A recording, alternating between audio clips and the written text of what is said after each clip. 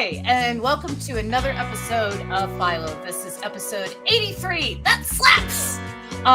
We have an amazing guest today. I would like to reintroduce Dirk Tiede, and I would also like to reintroduce my wonderful co-host,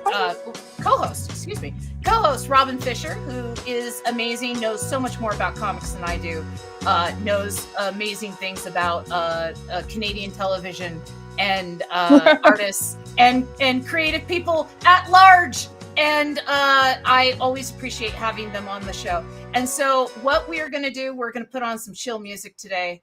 We are going to jump right into the story. And so I finished up a page. And so that's what's on the, that's what's on the page right now is this is literally where we are in the story. Is Philo escapes the Matrix with his crew. They go and they pick up historical figures, and then the historical figures are Nikola Tesla and Thomas Edison. And did you know, weirdly, what?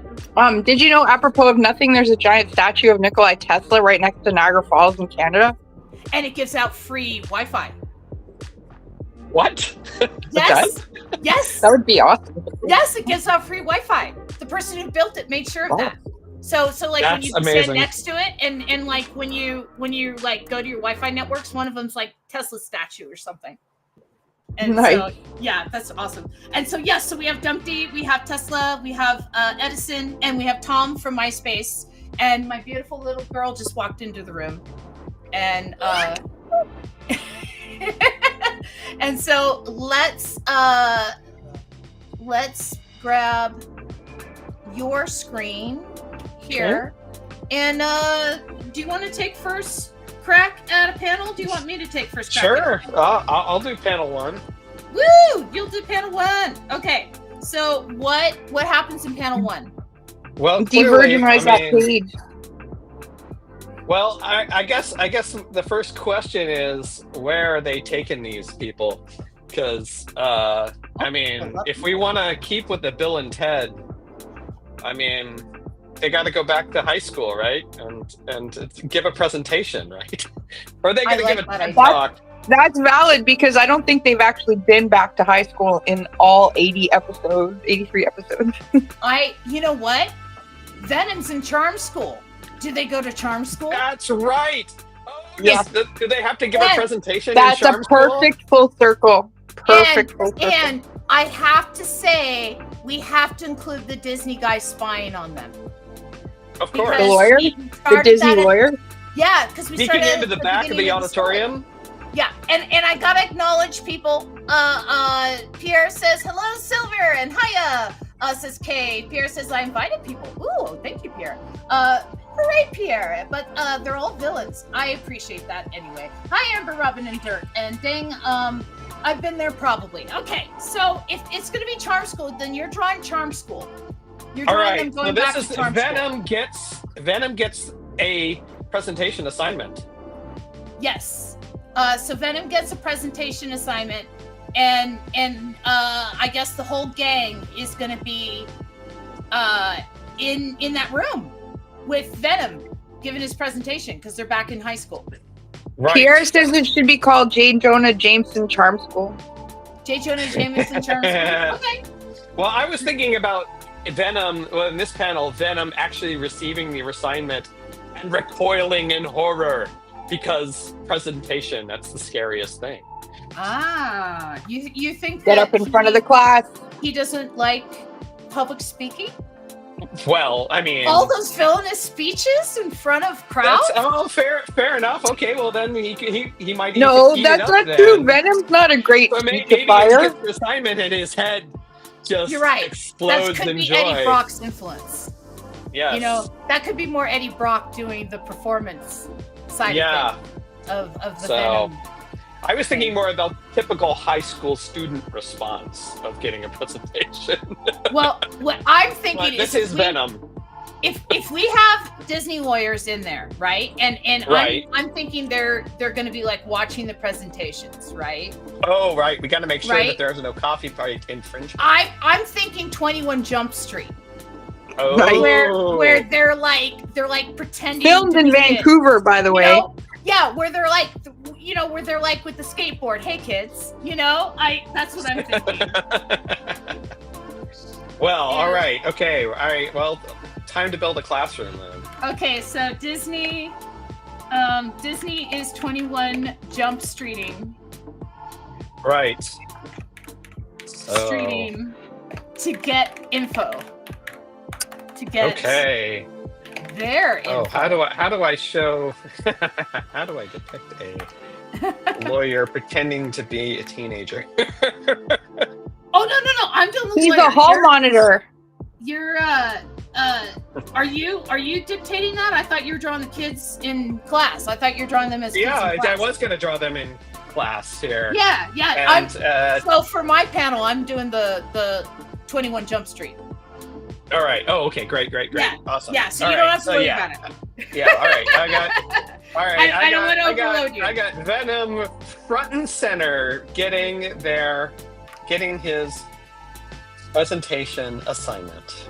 His presentation. Pierre thinks that Venom is a meathead. You think he's a meathead? No. Well, I mean, Brock? but he's a class clown type of meathead, though. It's the way I think of him. Like Deadpool smartass class clown? Maybe. I mean, no, more of the kind of the chaos monkey. The jock class clown? I don't know if Venom's a meathead. Like, I mean, I could draw the guy from there meat in there? Is Venom meat? Well, he likes to eat brains. Yes, this is true.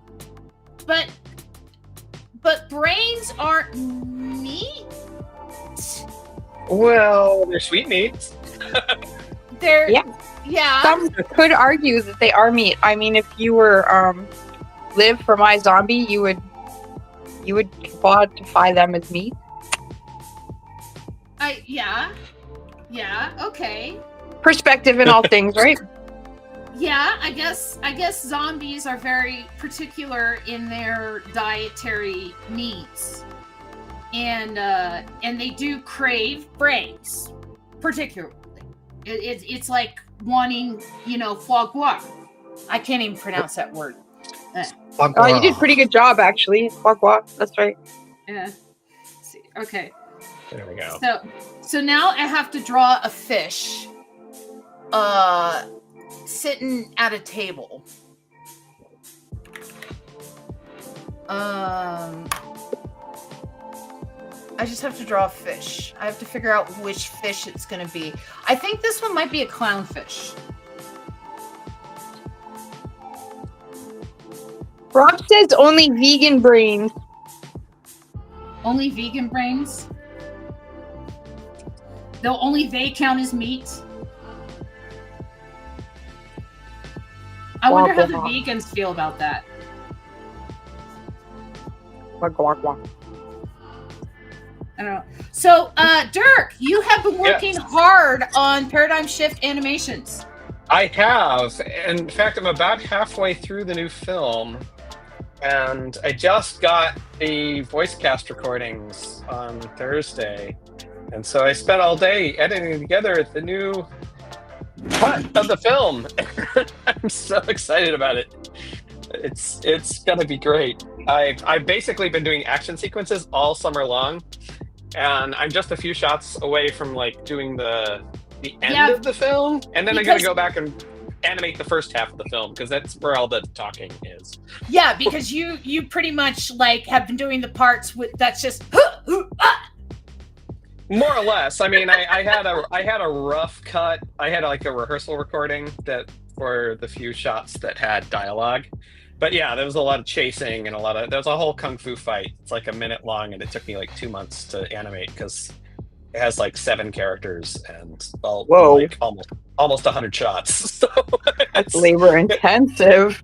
Yes, but it Wah, looks freaking wah. amazing. That's now, That's a lot of limbs to have to keep track of. Well, yes, but I mean, it's a shot-by-shot basis, and I will say that having drawn comics for 20 plus years makes posing people a lot easier. So also, I'm doing it in Blender, so the computer is drawing everything for me. I just have to tell it what to do. Well, I mean, at the same time, Blender is one of those things that it takes a long time to set up right. Yes, it took me a good 6 months to set everything up, but once I had it, I could start animating, and it goes pretty quickly. Exactly, and you're not. I don't consider that cheating in the animation, because what you're doing is you are literally mimicking your hand-drawn style in Blender. That's correct. Right? Yes. Like I don't see you going, oh yeah, I'm just using, the drop-in characters, and then I'm moving it around here and blah blah blah. No, you're looking at your comic as a storyboard, and then you're mimicking your own hand-drawn style in the program, and you're doing it in an amazing way that, like, it's super convincing. Like, I honestly think you could probably put a pitch together and take it to Netflix, and they would be like, one man did this? You might wonder what I have plans for this thing. I am definitely taking it on the festival circuit next year once it's done. Yes, yes.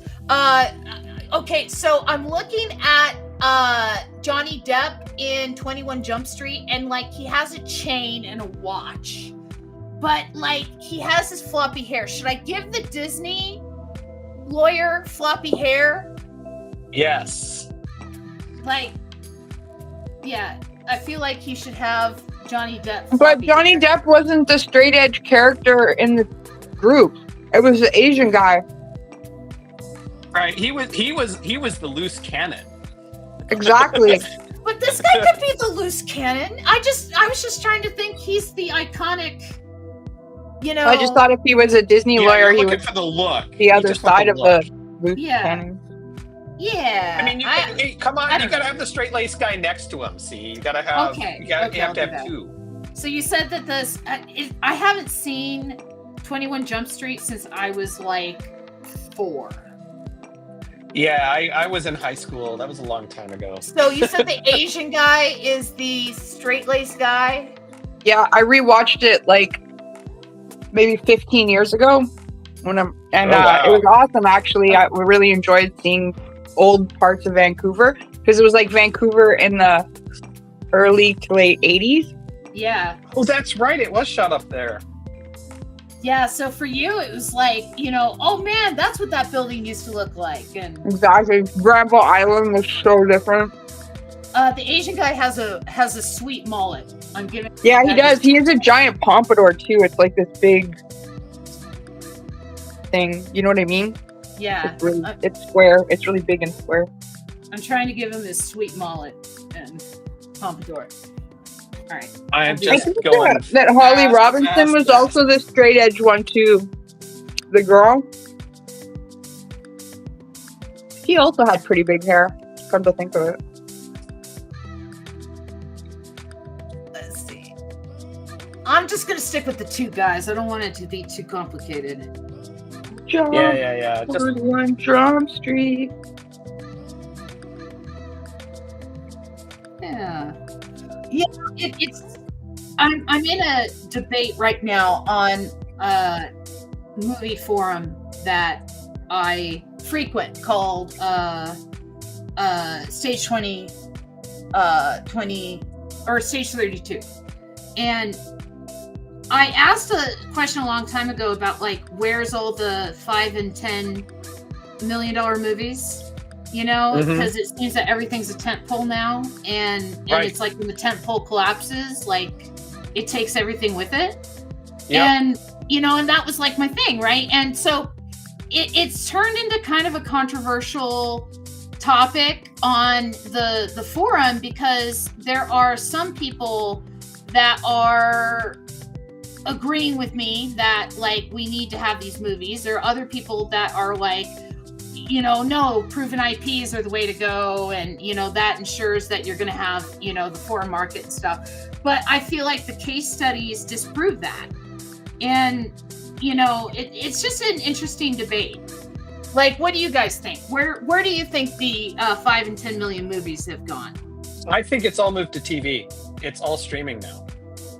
Like they take their chances with streaming content instead of films because there's more viewers there, and film is not bringing in the same number of viewers that they did 20 years ago. And so it's like this.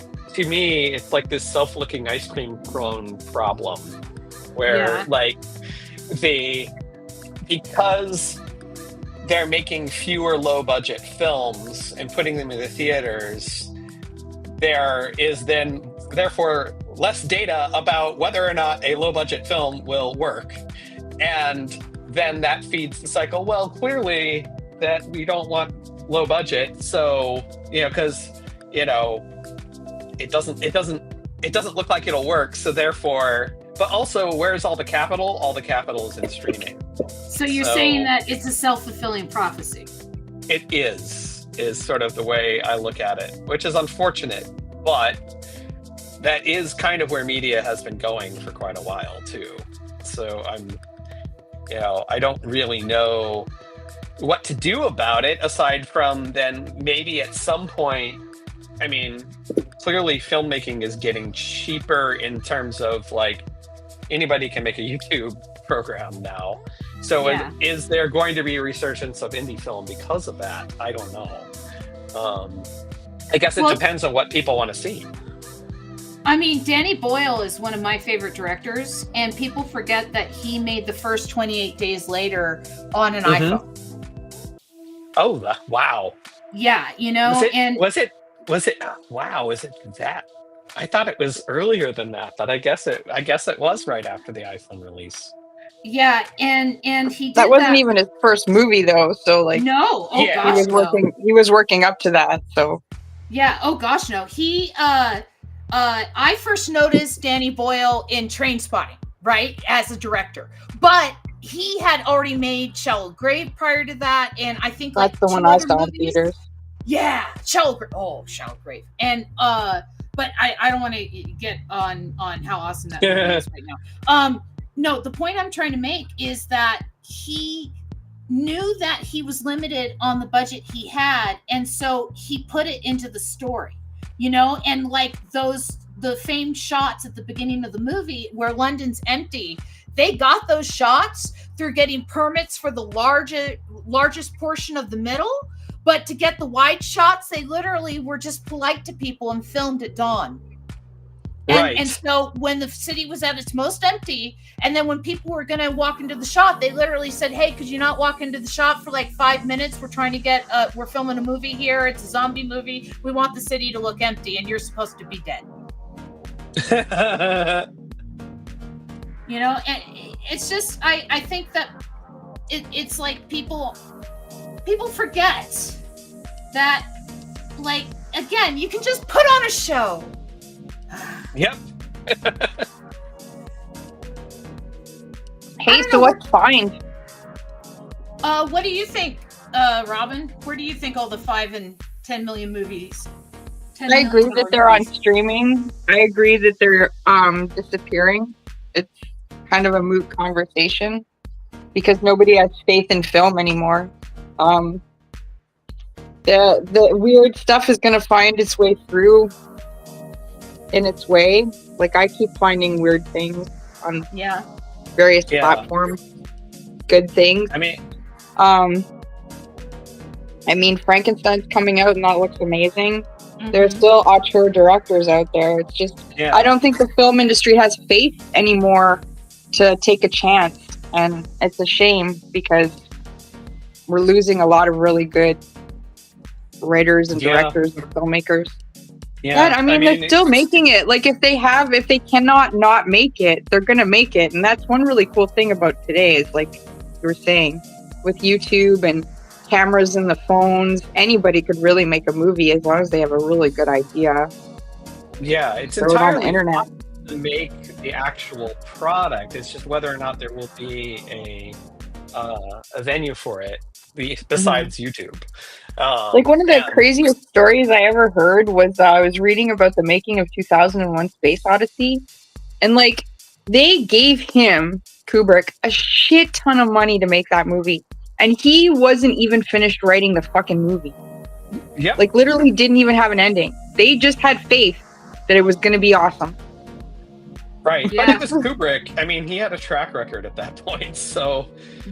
But also, he just kept asking for more money and more money. Like, it's kind of unheard of in this day and age. Oh yeah, it is. It is nuts. It is crazy that he was able to do that. But at the same time, like, that was the '60s. It was just so a different time. I don't know. Spielberg seems to me that he can go to investors and be like, I'm going to make a movie, and they seem to invest in him. It's true. But again, it goes back to the whole, is there a track record? Is it a recognizable name? Like, that's the thing that just kind of disheartens me about like media in general these days. Is like, I mean, things can go viral. It's not like you can't make new things that will find an audience online, because that does happen. But like, in terms of mainstream media, that is such a loaded word or phrase. But honestly, you probably have too. Haven't you given up on mainstream media by now? Like, honestly, once in a while, they produce things that I really like. I mean, but they're so misguided and they're so slow on the uptake now. Like, some things are happening faster than they can handle, and it's just, I don't pay attention to mainstream media anymore. I don't know. I liked Murderbot. I didn't see Murderbot. It's fun, but I like the books, so I'm biased.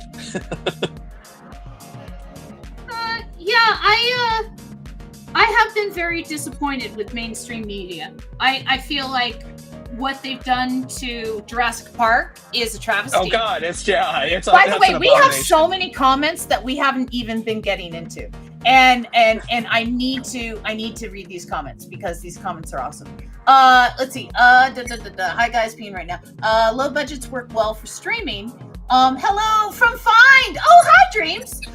Find is Film Industry Network Denver, by the way, which is awesome. Oh, cool. Film industry is very fragmented at the top Hollywood level. You have huge investment dollars. Jaws was almost dead before it released. Faith is rare now. There is a level below that has smaller studios like A24. Those usually have double-digit million-dollar budgets. The future is us independent creators on YouTube who have immense technology behind us. Yeah, I agree with you, Dreams.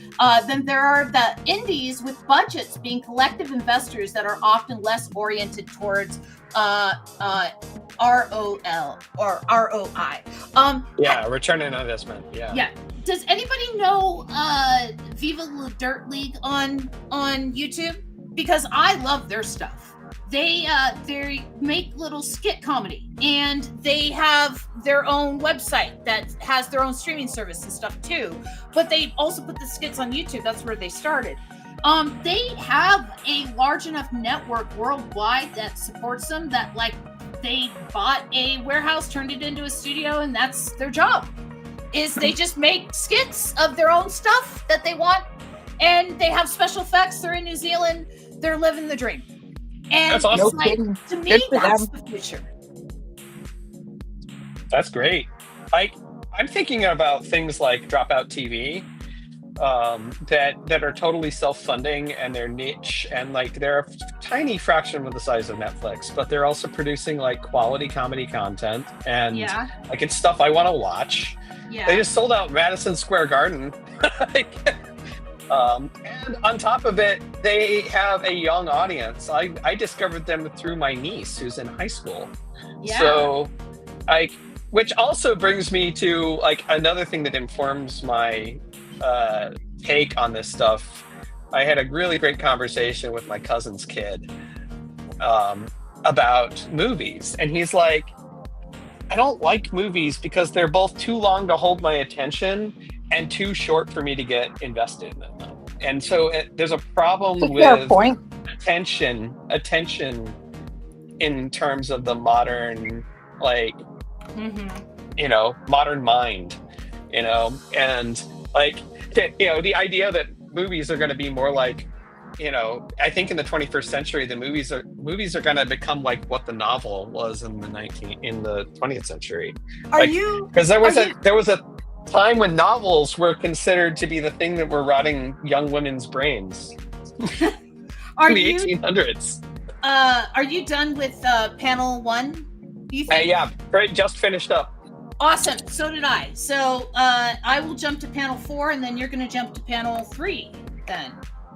All right. So great. So on screen right now is where I left off. Right. With them 21 Jump Street. Okay. Yeah. Let me jump over and see what you've got. Oh, that's fucking great. Yeah. So they're 21 Jump Streeting. And they're fish. They're 21 Jump Street fish. Holy crap. Yes. That is great. And I tried to make him look Asian. Jump. So I guess he's a beta fish. Upstream. Let's see. Yes. They built that over a long time. Shudder is another good network, exclusively horror. Episodic series are my favorite now. Love those fishy lawyers. Severance is worth watching. I've heard that Severance is good, but that's on Apple TV, isn't it? Yeah. As is Murderbot. So. So what happens in panel 3 then? Well, let's see. Well, I think that Venom has to get up on, like, in the auditorium and gets ready to present. Yeah, so then we can have the grand reveal of the telephone booth arriving in the middle of the auditorium. To smoke and mirrors and stuff. Am I doing the telephone booth? Or are you doing the telephone booth? If you want to, I can do the setup panel. You want to do the setup? I'll do the telephone booth. Yeah, okay. I'll do the setup panel. Sure. Okay, awesome. All right. So then we go suddenly telephone booth. Suddenly telephone booth, yes. So yeah, I'll just get an auditorium going and Yeah. The only problem is if it's show and tell, if somebody has like access to a doctor. You know what I mean? Oh yeah. Like, yeah. And we might have a TARDIS show up at some point we because could have a TARDIS show up. Now wait a second. The Bill and Ted phone booth is an American phone booth. Of course the it is. TARDIS is a British phone booth. But it's a British police box, but it is a phone booth. But how could you not know that it seems so obvious that the writer of Bill and Ted's was referencing Doctor Who. I feel like we lost Robin. No, we lost Robin. No, Robin. Hopefully she'll come back. I will message her. She might have lost power again. She lost power. Oh no.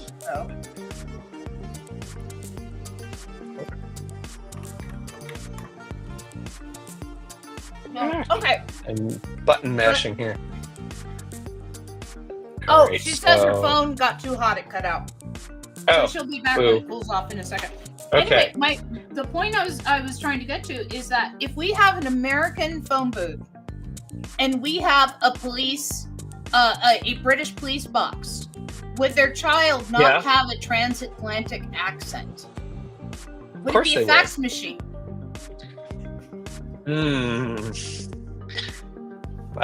What is a transatlantic? I don't know. I don't know what it would look like.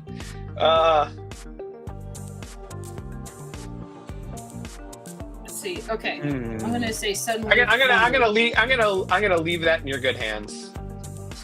Did I just blow your mind?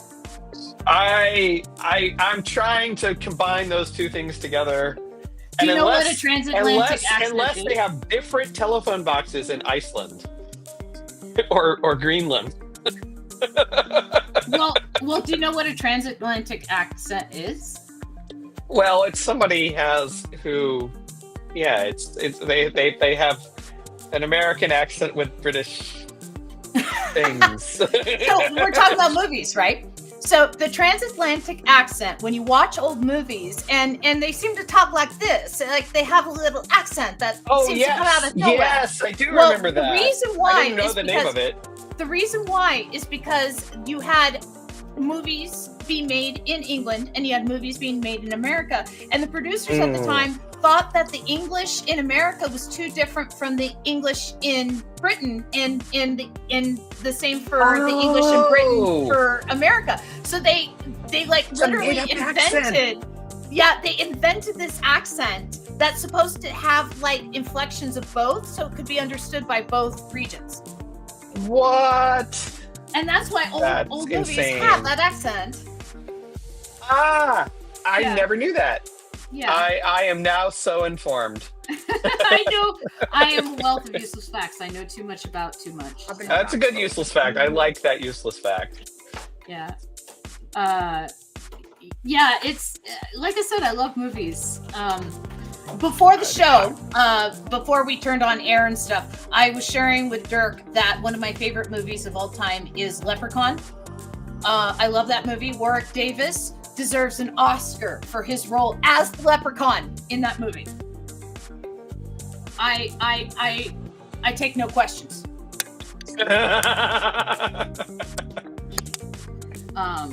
But yeah, no, I love that movie. I feel like everybody, repeating some of the stuff I told you, I feel like everybody who made that movie was in on the joke. And when they made it with love. And it's a stupid, silly movie about a leprechaun going after his gold. And and it's a horror movie, and he's the monster. But it is like, it's made with the like feeling of like just the joy of entertaining others. And I laugh every time I watch it, and it's not scary at all. And it very clearly follows the rules it establishes, which I appreciate in a movie, that it doesn't break its own rules. And and for what it is, it's fun. And it sometimes one of your favorite movies of all time doesn't need to be like an Oscar-winning, like considered one of the greatest pieces of art ever made movies. Yeah, absolutely. I've always said that there are good movies and there are fun movies, and there are some movies that are both good and fun. But as long as like they're one or the other, you're all good. Like, it is, the worst thing to do in a theater is to walk out bored. So either you'll be moved in some sort of emotional way that is not necessarily a fun way, or you'll be moved because it was so goddamn fun that you'll have said, have you ever walked out of a movie? Me? No, I paid money for that goddamn thing, but I'll complain. I complain when I get out of a bad movie. I remember my friend Rachel and I, we had a deal once where there's a movie I wanted to go see and there's a movie she wanted to go see, and we agreed to go see the movies with each other because nobody else wanted to go see the movie with us, right? Well, the movie I wanted to go see was Moulin Rouge, and the movie she wanted to go see was Emperor's New Groove. And we laughed and laughed and laughed for Emperor's New Groove. We had a great time. And for Moulin Rouge, we cried, right? And she was like, I'm so glad you made me watch that movie. And for me, too, I'm like, I'm so glad you made me watch that movie, right? Like, it's just, what happened to that? Oh, yeah, that's right. Movies are expensive now. Yeah, they got expensive. I will say, I've actually seen a few movies this summer, but they've all been, of course, mainstream because I like superhero movies. I can't help it. I enjoyed Thunderbolts. I liked it a lot. I was just going to say that was the last movie I saw in theaters was Thunderbolts. But then I also saw Fantastic Four, and then I just saw Superman on Friday, and that was fun. I don't care what people say. It was really fun. I just had a fun time watching that. and it was, to me, a breath of fresh air to have a hero who actually was good. Resident Alien is recommended also. Robin is frozen. Instead of the doctor, it's the mechanic, someone recommends, which is Rob. Icelandic phone booth, and Charlie, where are you? I did, out of Africa, says Rob. And then I should have walked out of Eraserhead, says Pierre. I love Eraserhead, David Lynch in general. Rob and I tried to sit down and watch Eraserhead once, and I couldn't get through the first 15 minutes. So, Pierre, I'm right there with you. I walked out of The Shadow because it was so bad. Oh, God, that was a terrible movie. Bad. I mean, I endured it, but that doesn't mean I'm better. That's the only movie I've ever walked out of in my life, and I've seen some bad movies, but that one was just like, I couldn't sit through it anymore. I was like, this is awful. It was a terrible movie. There's no question about it. I don't think I've ever seen The Shadow. You don't need to. I love David Lynch. I love David Lynch a lot. He's pretty cool. He does cool stuff. My favorite David Lynch movie is still Elephant Man. Oh wow! What, you don't like Elephant Man? No. That's a good choice. I like his newspaper comic strip.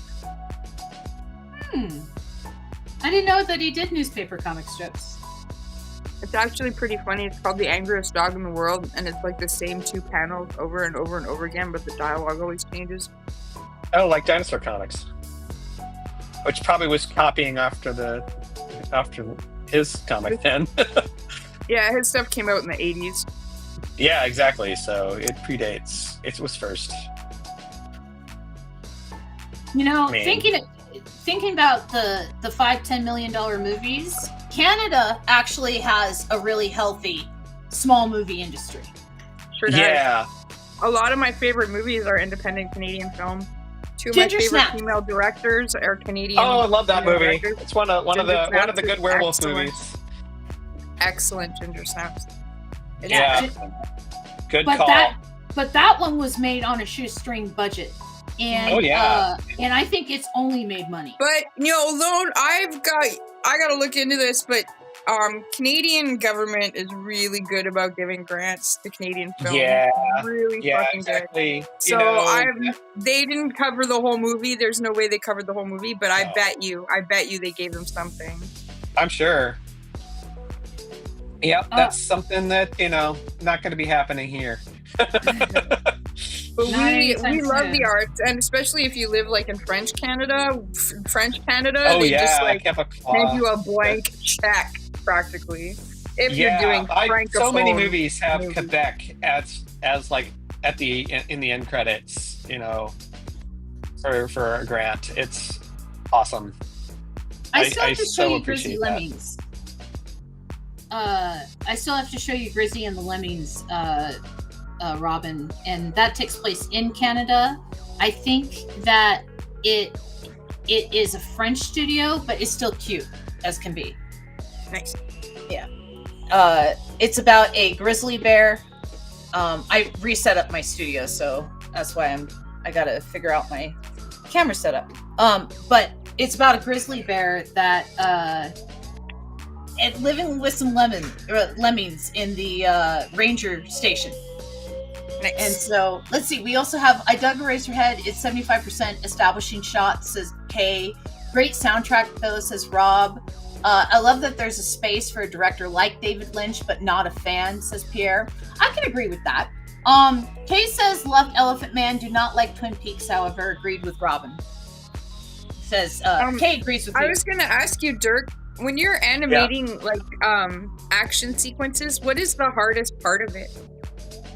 The hardest part was learning how timing worked in terms of to make things snappy.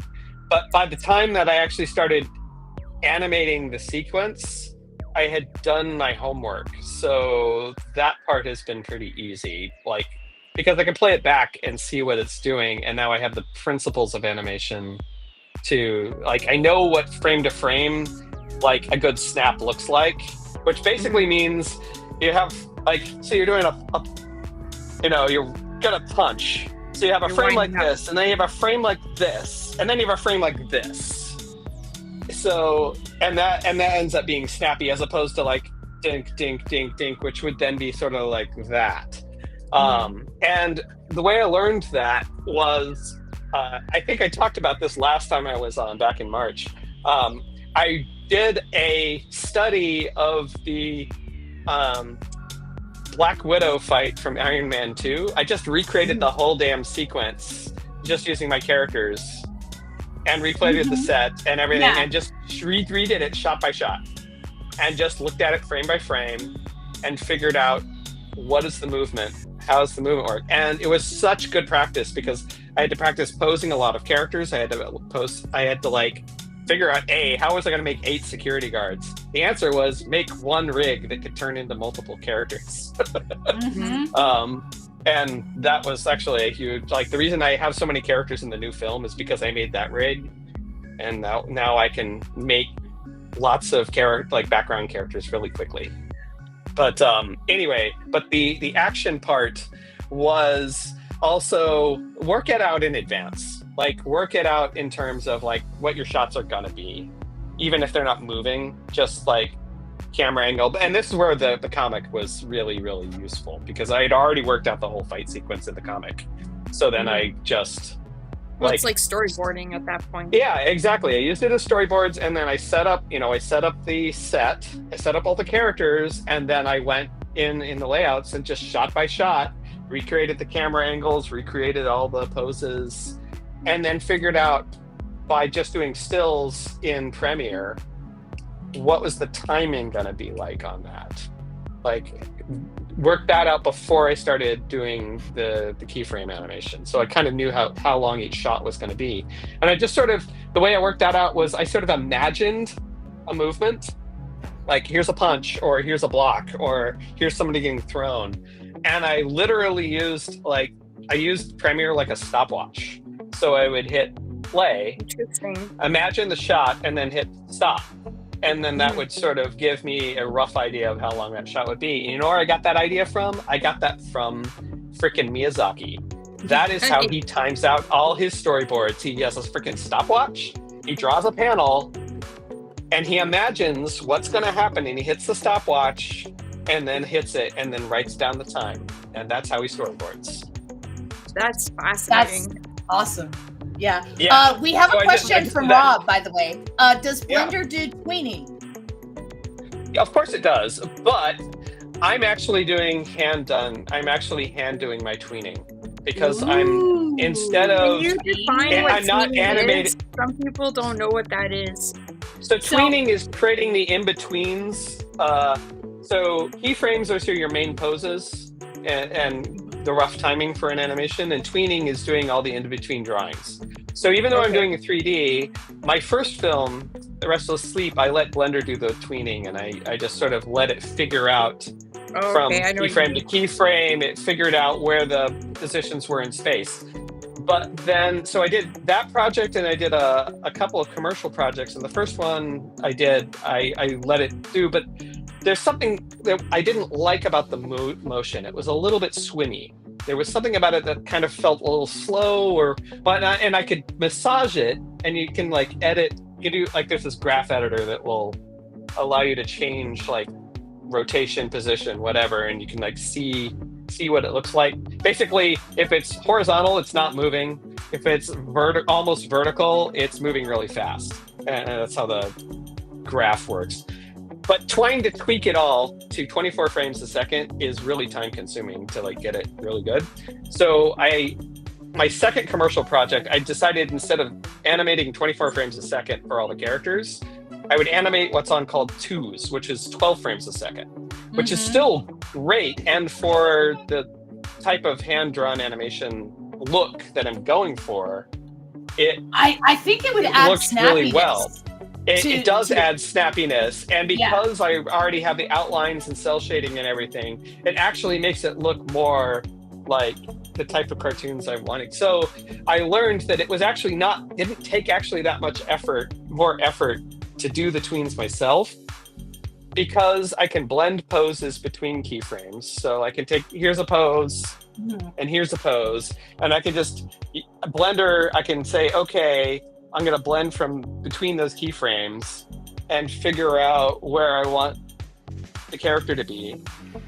And then I can get it, 80% that way, and then go in and tweak like a hand or like a rotation of something, and then like get it. And it doesn't take that long. It takes a lot longer to set up the layouts to do the keyframes than it does to do the tweening. Okay, so this is an odd question, but it was something I was wondering, and actually you would, I guess, be the person to answer it. So they've got the Sphere in Las Vegas. It's like Dorothy and the Wizard of Oz right now. And it's like, did they use betweening for that? Because it's like there's all these scenes, but it's not scenes from the movie. Like, it's just like different angles of what happened. You know what I mean? That's that AI. Might be machine learning stuff. That's I don't AI. know. That they did. You think that's AI? Well, how is tweening different? To me, that sounds the same thing. Tweening, so Blender. In Blender, you're working with a 3D model, right? So you actually have to create, like a character. You actually have to model it so it's a mesh. It's made of polygons. And then you have what's called an armature, which is the thing that bends it and moves it and whatnot. And so every bone in the armature has various transformations associated. So like for a hand, you can move it in the X direction, you can move it in the Z direction, and you can move it in the Y direction. And so when you do a keyframe, say you're going to have a keyframe like this. Yeah, in between used to be done by people. Right. And if you're drawing it by hand, it's 2D. Then you have to like imagine what the next pose is and draw it. But in Blender, since it's a 3D model, all you have to do is drag the hand to the next position, rotate it to where you want. So you got your keyframe. And then it uses math. It just says, well, you're at 30 degrees here and you're 50 degrees there. Well, if there's one frame in between and it's going to do a linear progression, then it just does the math between 30 and 50. So it adds 10% or 10 degrees. So then it'd be 40. That would be the thing in the middle. So it's using math to do that, but it's manipulating this 3D object. Whereas AI is looking at a two-dimensional frame, and it looking like a painting or a photograph. And then it looks at the next frame, and then it figures out this set of pixels looks like a head. This set of pixels looks like a hand. This set of pixels looks like a tree. And the head is in this position in this frame, and the head is in this position in this frame. Well, then I'll blend those two together and create something that's halfway in between. But it's not using arithmetic. It's using some weird black box technique in order to figure out what that in between is. And so it's the same thing that these new NVIDIA cards, they have like these sub-frame rendering, which will, take your game from 30 frames per second and turn it up to like 90 frames per second. And it uses a technique like that to fill in the frames. Instead of figuring out what the model is going to do, it figures out what the actual two-dimensional render is and then fills in the gaps. And it plays in my head. What does it mean when it does more frames per second? What do your eyes see? Like, how does that affect you? I think your eyes don't see it, but I think for gaming they feel it. You feel it. Oh, okay. Like in terms of the responsiveness of the character. I grew up with freaking NES and original PlayStation, so 30 frames a second is great that's fine for me. Like I'm not a high performance gamer. I grew up that on is gonna Commodore go. 64, so. Oh, I yes, I did too. That was my first game system. I had Pac-Man. I had a whole bunch of stuff. We had Montezuma's Revenge, we had Bruce Lee, we had Sword of Fargo, we had Gauntlet, we had Impossible Mission. Oh, Gauntlet! I had Gauntlet. We had Did you have Spy Below the Hunter. Root? What? Did you have Below the Root? It was a border run game that was sort of like a little no, I don't know that one. Side-scrolly thing, which I never beat. It was really weird. But you like lived in trees? Those games were weird. They're like Impossible Mission was really interesting. It was just weird.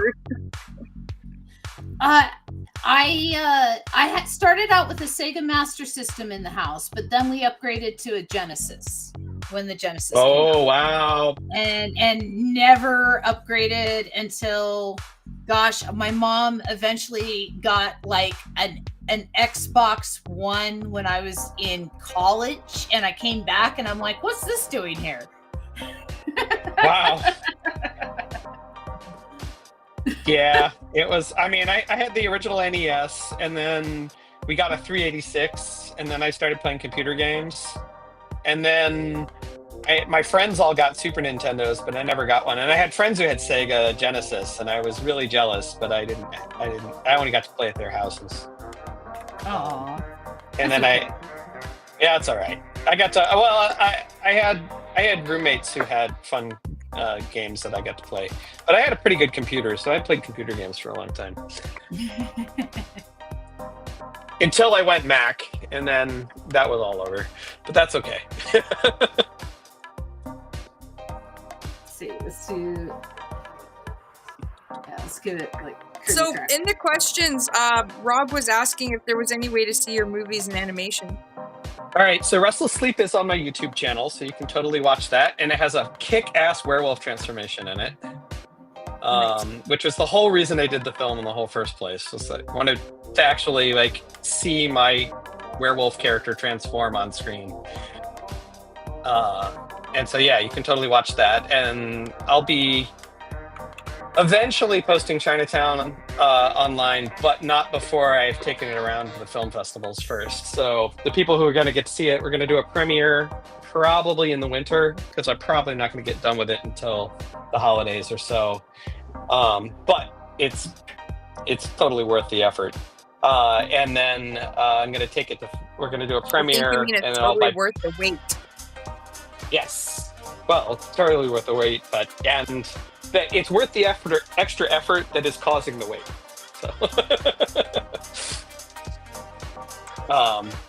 but I am going to be posting stuff in the meantime. It's all just little snippets, but we're working on a new trailer now that we have dialogue. So there's going to be a new trailer sometime in the next few weeks, probably. Do you know about Fantasia Fest?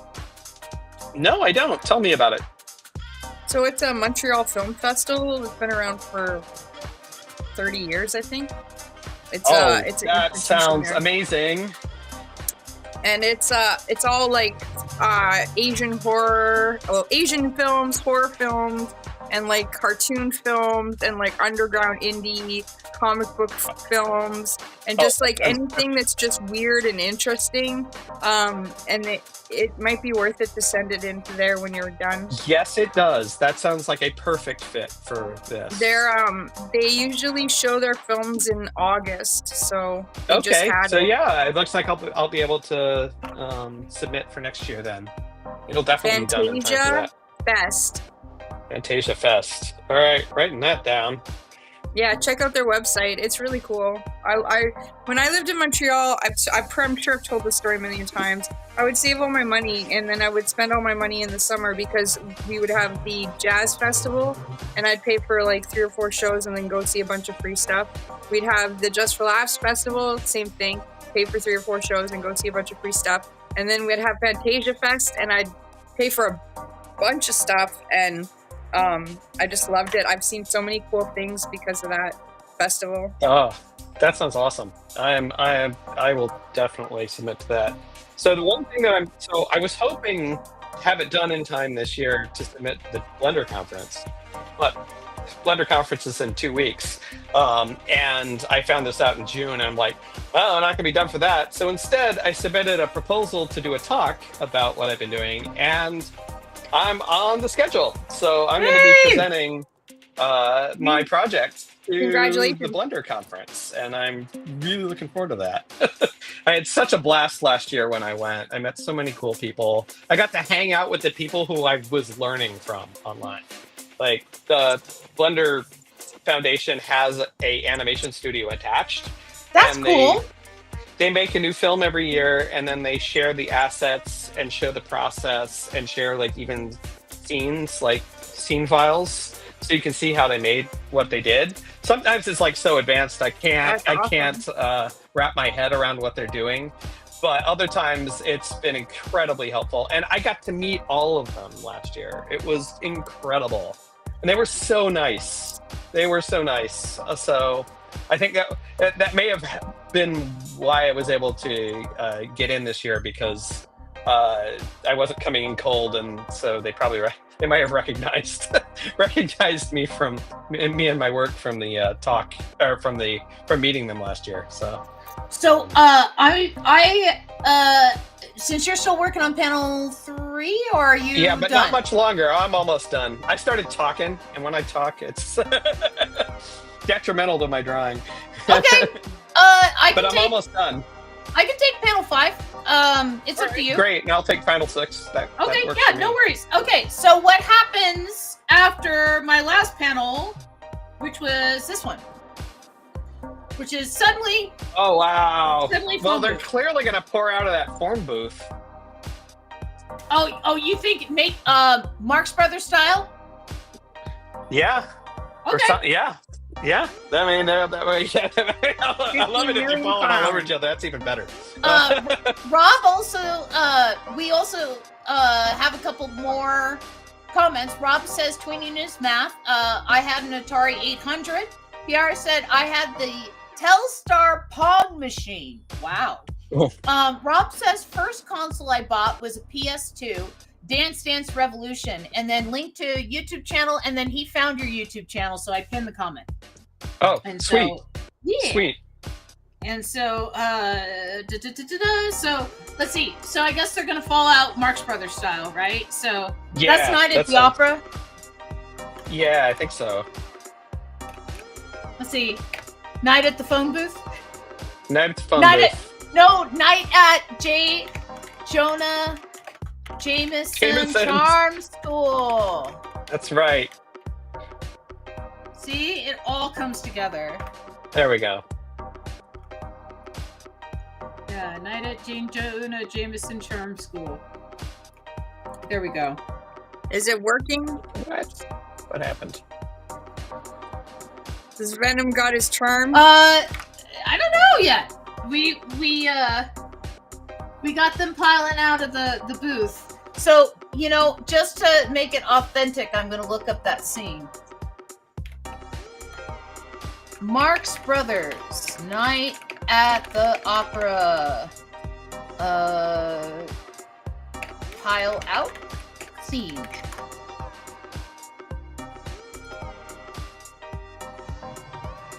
Well, it has him in the room.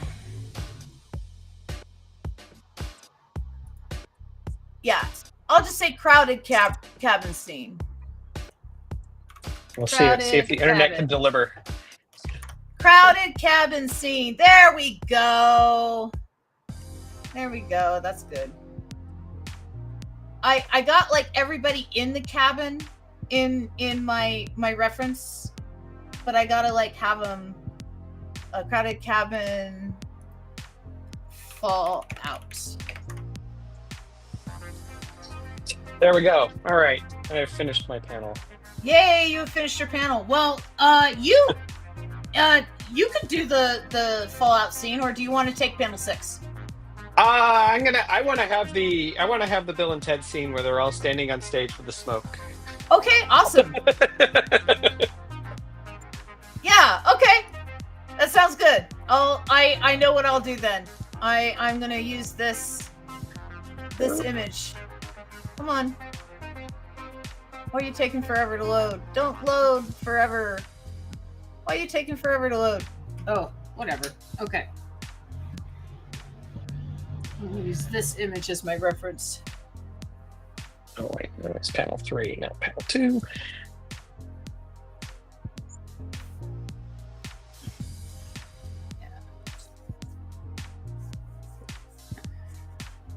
I'll do this.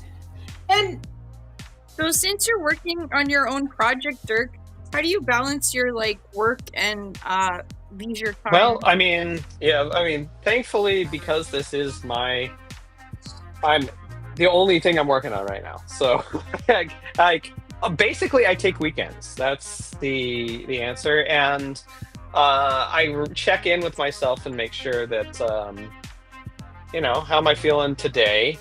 I know that if I work too many long days, I start to drag, and my work, the actual quality of my work starts to drop. So I will work a couple evenings a week, but I tend to work like 9-hour days ish, something like. I mean, I usually am crawling into the studio 9:30 or so, and then work till 7 or 8, with breaks, and then I'll take the evening off unless I'm on a roll and I'm like, oh, I'm really into this, and then I'll go and finish what I'm doing after dinner. But basically, every few I try to either have a book or a TV series, or actually, like right now, my joy is watching Taskmaster.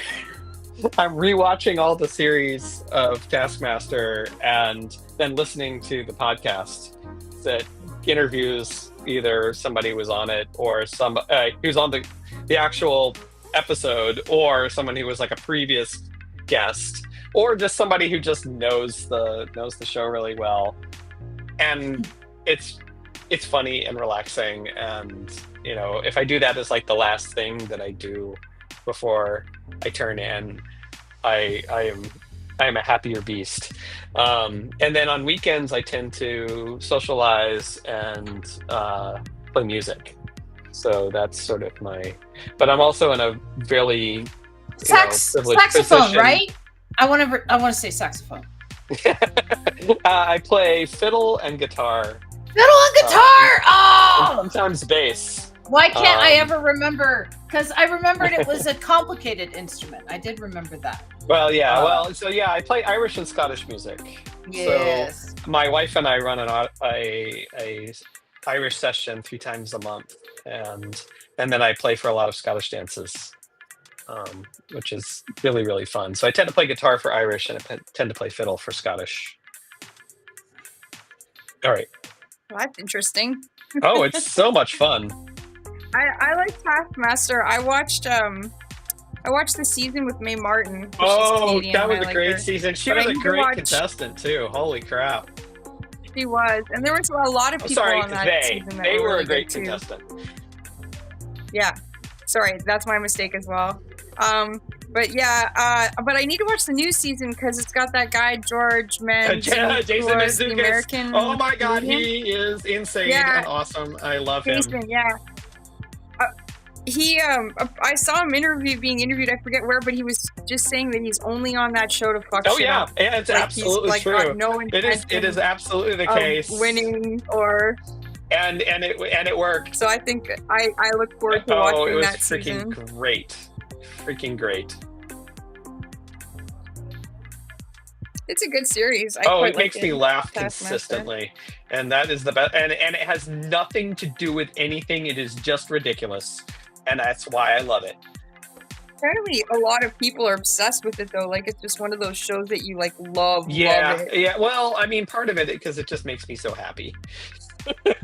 It makes me happy. I mean, what else? What other reason is there really to like something? You don't need anything. I mean, and one of the reasons I haven't watching a lot of movies, and it's not a major investment of time or. I'll watch like a half an power. episode during lunch, and it's so much better than paying attention to the news. Oh, and Swamp Thing makes you feel bad about climate change, says Pierre. Swamp Thing makes you feel bad about climate change. Sorry, that's one of the comments. I was reading the comments. Well, I mean, yeah, it doesn't take much to feel bad about climate change. Yeah. Yeah, it's just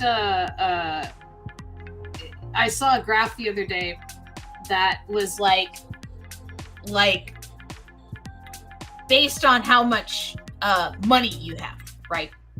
And then it was the amount of missions you were personally responsible for, right?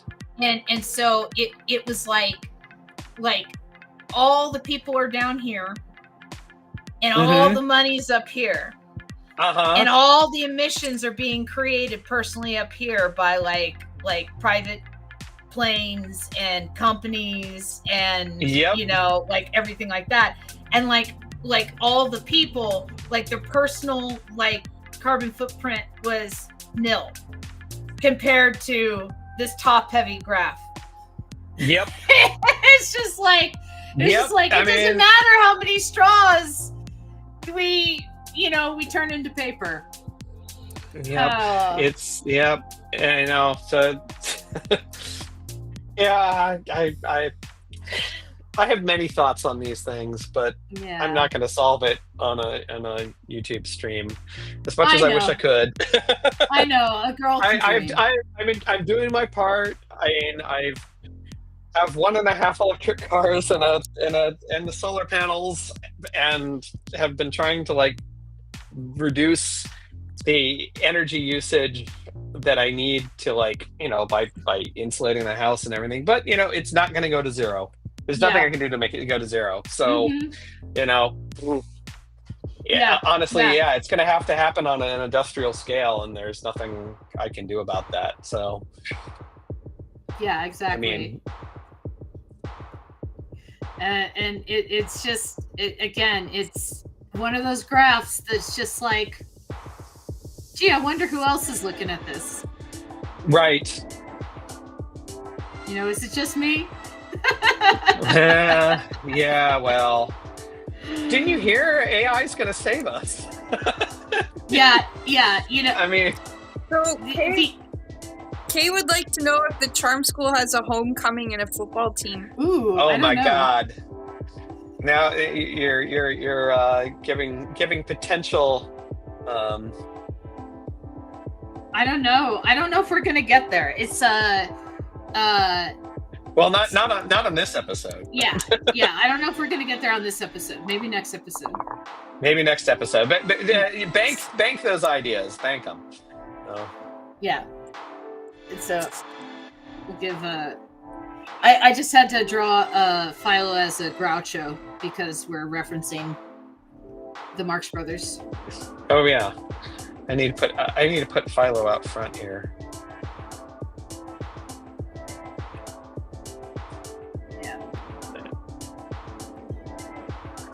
Do that. I keep drawing too many things with too many like characters and details. You wonder why I slow. Oh, I don't wonder. What? I said I don't wonder. Yep. It's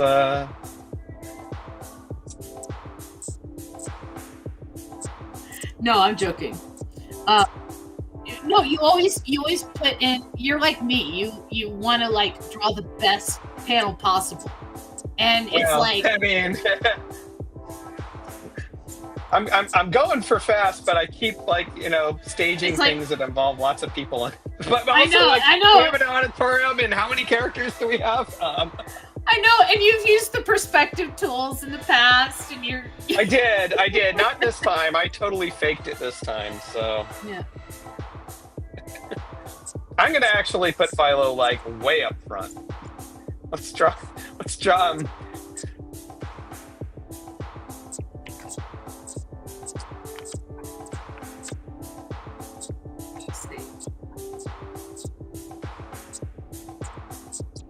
Trying to draw Tom from MySpace.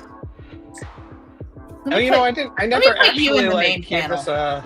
You're a better artist than me. I'm gonna put you in the main panel. Oh, what? Oh, okay. I don't know. I'm pretty impressed with what you can pull off in a very short period of time.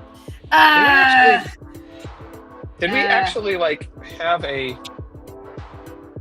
saying anything? What are you saying? Right. Oh, I never.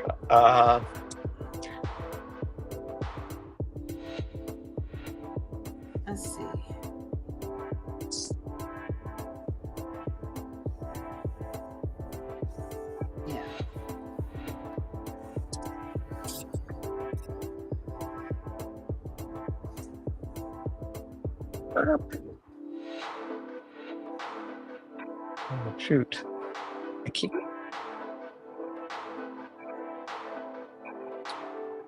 What's his presentation? I don't I don't know know. yet. But it has to do with cross time. People from across time. You have a week to figure it out.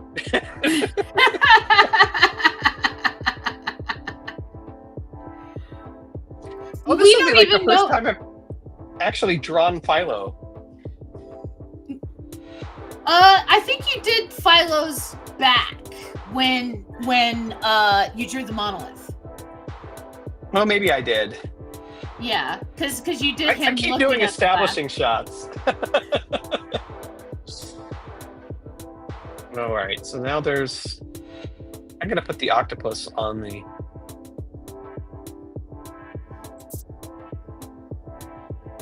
kind of 20,000 Leagues Under the Sea style here.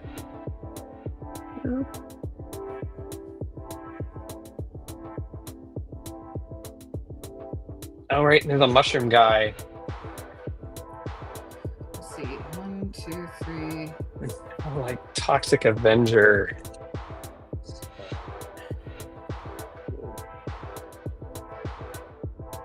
Yeah, that's a new movie coming out pretty I soon. think it's already out. Or at least it is here. It's already in theaters really? here. I just was, I heard about how they were buying a bunch of medical debt to forgive it. Really? Yeah, because I guess the Toxic Avenger, got into the situation he was in because of his medical debt. So they were like, instead of pulling, a merchandising stunt or, a red carpet kind of thing, they decided to buy up a whole bunch of medical debt and just forgive it. Wow. That's pretty Now cool. that's a stunt. In this day and age, I feel like kindness and charity are acts of rebellion. Yeah. Rare.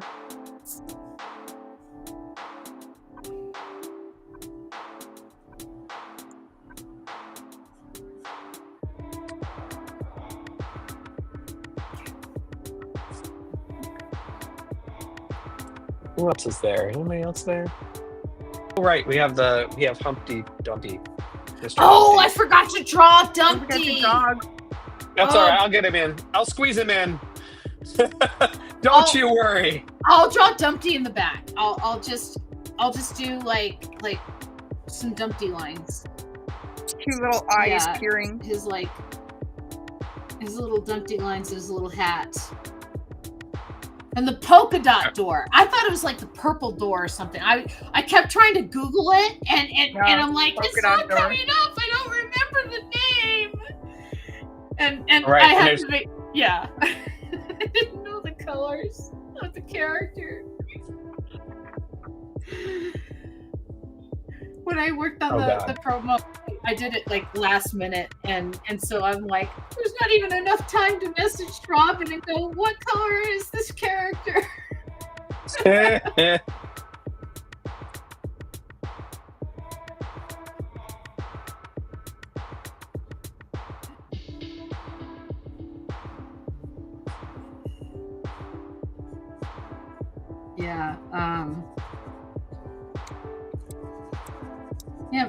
we got Flazon Love at the Comedy Club this week.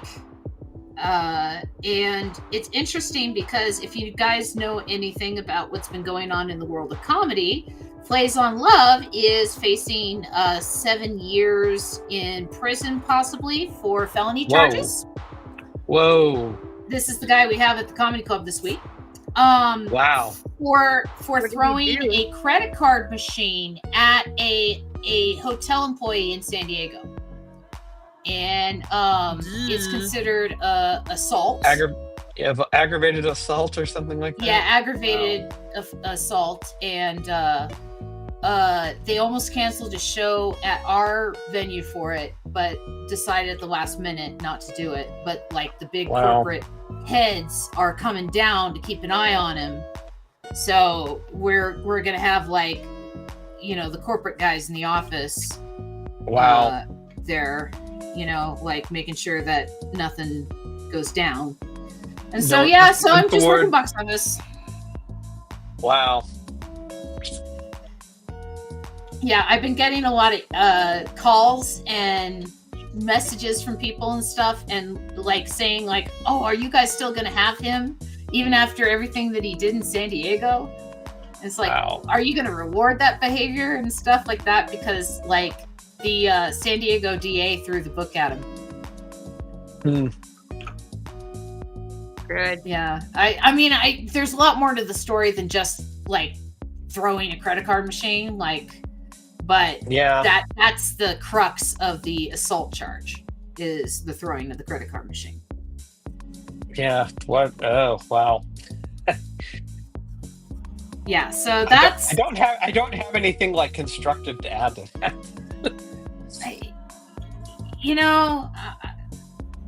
I just, the way I look at it, no matter what you do, like in entertainment, there's always people in support of the star, right? There's always people in support of the star. There are assistants, there are, costume people, there are, like grunts that just are there to keep the show going. And those grunts, they're the people that are there at the venue every week, that keep the show running every week. And you don't ever want to piss off people in low places at a place that you want to perform. You never, ever, ever want to do that. And I'm not saying low places as in like they work, they're lowly workers. No. I'm saying no. Because just low man on the totem pole. That's all.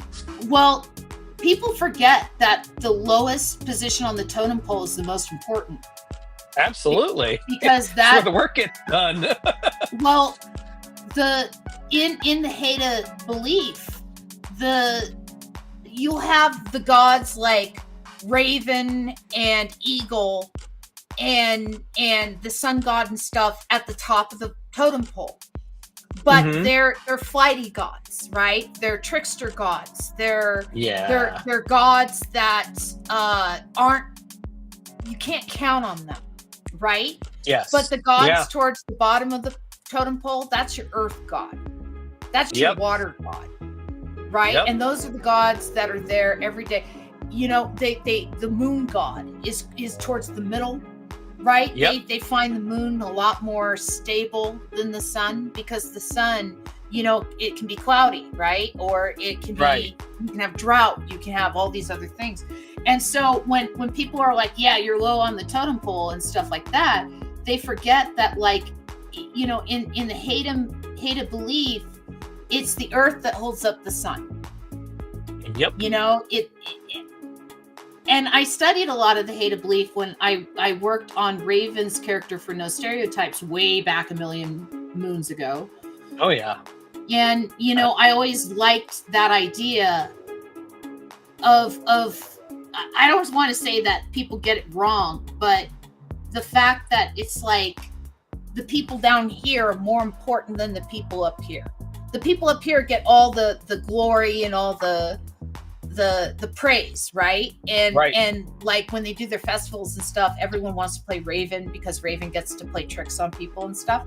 But like the earth god, that's the one that you can rely on. That's the one that gets offerings every day in their culture. Yep. And so it's I don't know. I think you need to treat the totem pole, the whole totem pole, with respect. Oh, not just the absolutely. Absolutely. It's more of just I'm thinking in terms of power, but it's not importance.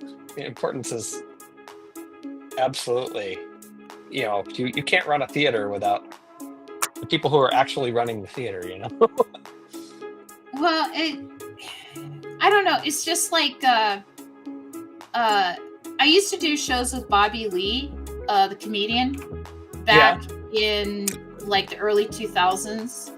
And Ian and I were talking the other day about him. He just came up in conversation, and Ian was telling me about how he has a reputation for like being really rude to like clubs that he's worked at. Yeah.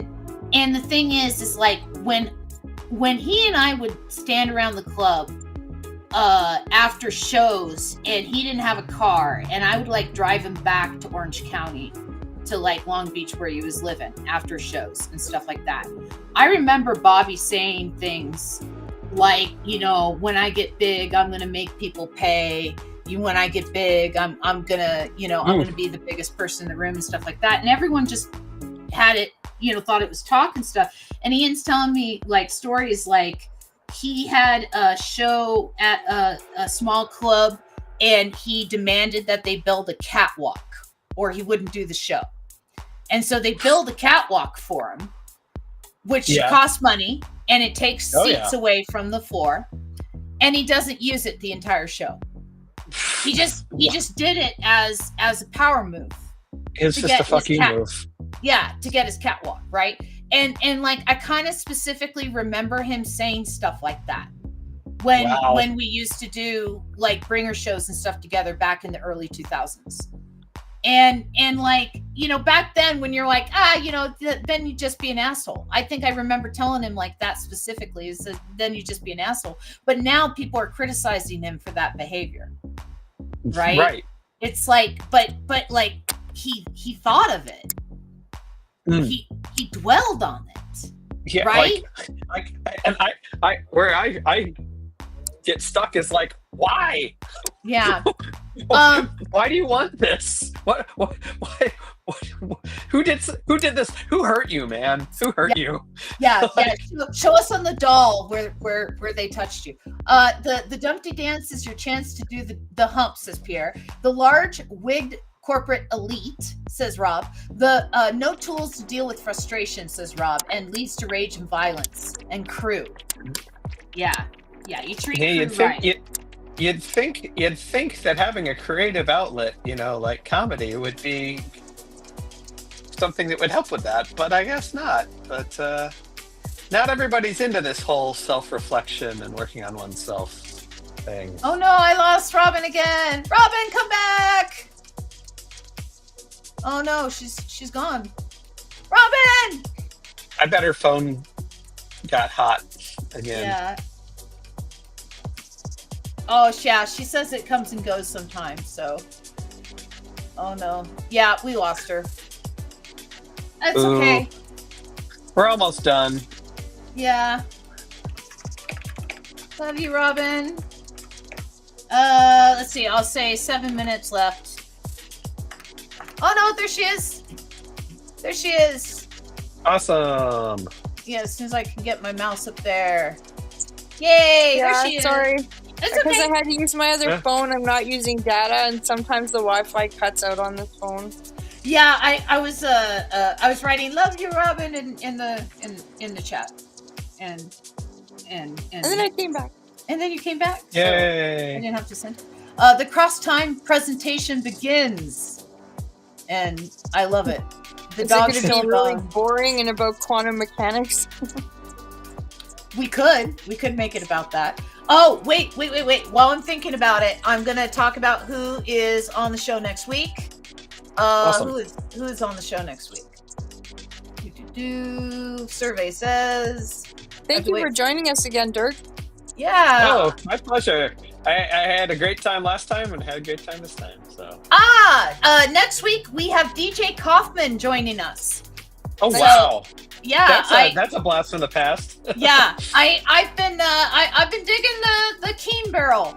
I've been scraping the Keen barrel. Wow. With my yield contacts from Yield Space and Spot.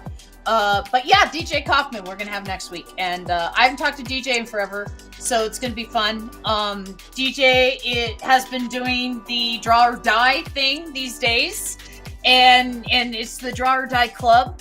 I think it's probably going to talk about, and it's like kind of like art coaching, right? Where it's like I've lost the will to draw. Help me, and you know, he kicks your butt, and you pay money for it to kick your butt and re-spark your creativity. And so yes, that works for some people.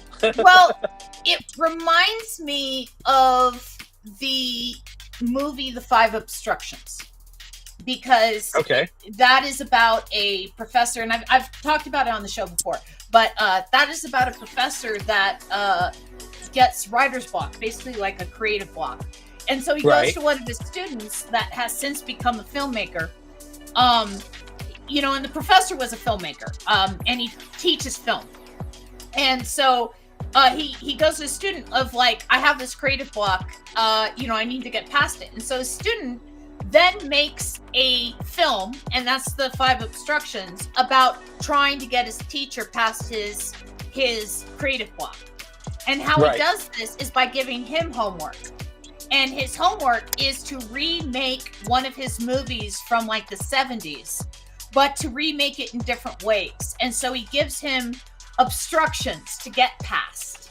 Like, you have to remake this movie, but no shot can be longer than 12 frames.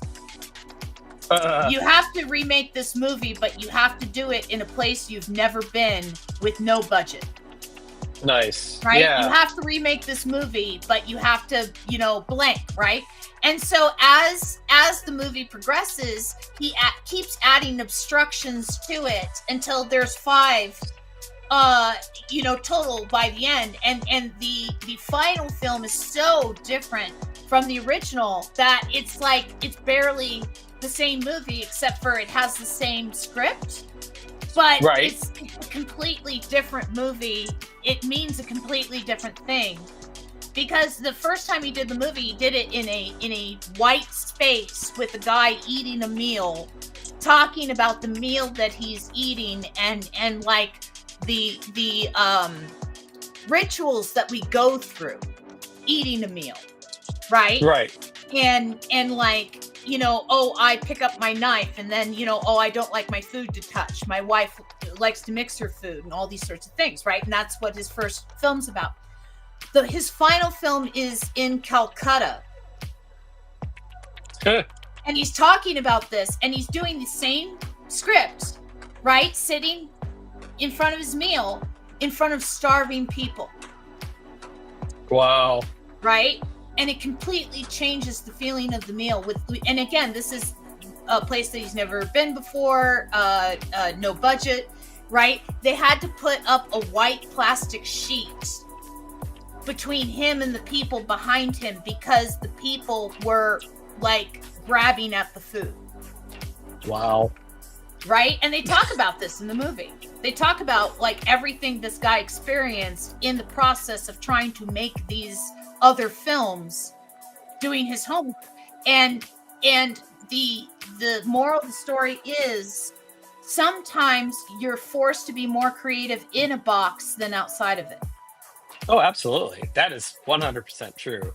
And Brian Eno would do that. He had like a deck of cards that he would like had all sorts of like wild things that when he was working on a band in the studio, he'd like throw them these curveballs. Like, here, you've got to like play this instrument you've never played before.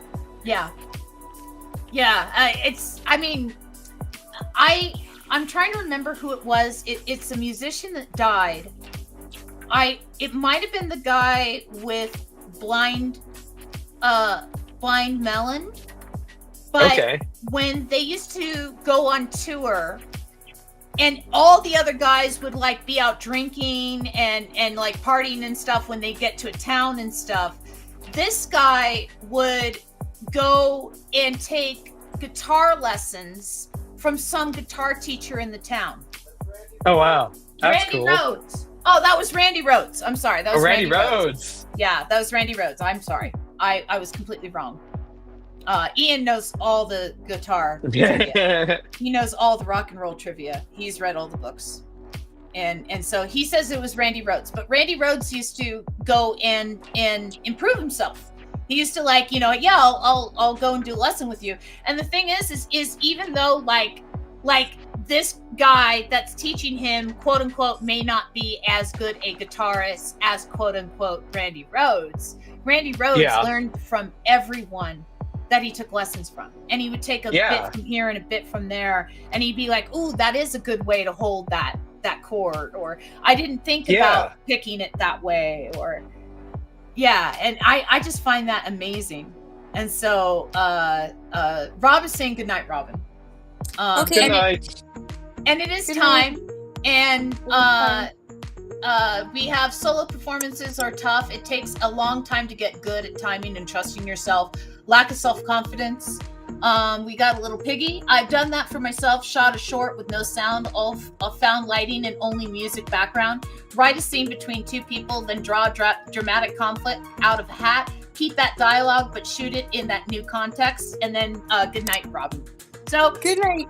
So yeah, I think we had a good space, and we're gonna do a cross time presentation. Robin saying good night.